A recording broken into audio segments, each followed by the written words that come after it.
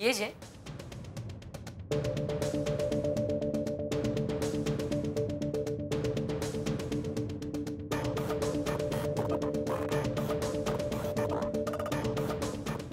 आपल्या माणसांशी आपल्या माणसांबद्दल बोललं तर बरं वाटतं, मन जरा हलकं होतं. आता कसं बोललात?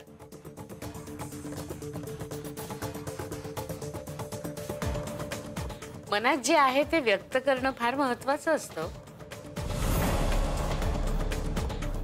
आणि एवढी गुणाची आहे तुमची मुलगी. तुम्हाला जे काय वाटतं ते तिच्यापाशी बोला ना तुम्ही. भीती वाटते. म्हणजे एवढ्या नशिबाने रोज भेटतो तिला. काही उन्हा अधिक बोललो आणि तर नाही हो, असं काही होणार नाही. आता बघा ना, ज्यानं तिला फसवलं त्याच्याच वडिलांचा सांभाळ करते ती. आता हा चांगुलपणा म्हणायचा का वेडेपणा?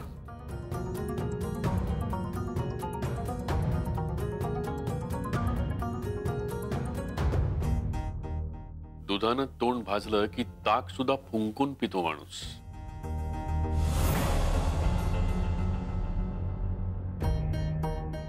पण ही मुलगी, तुम्ही खरंच नका एवढी काळजी करू. मी सांगते तुम्हाला सगळं ठीक होईल. अहो पण कधी?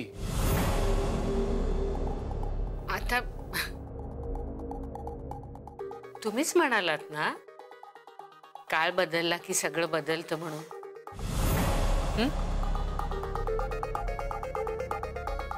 मग ही परिस्थिती सुद्धा बदलेल.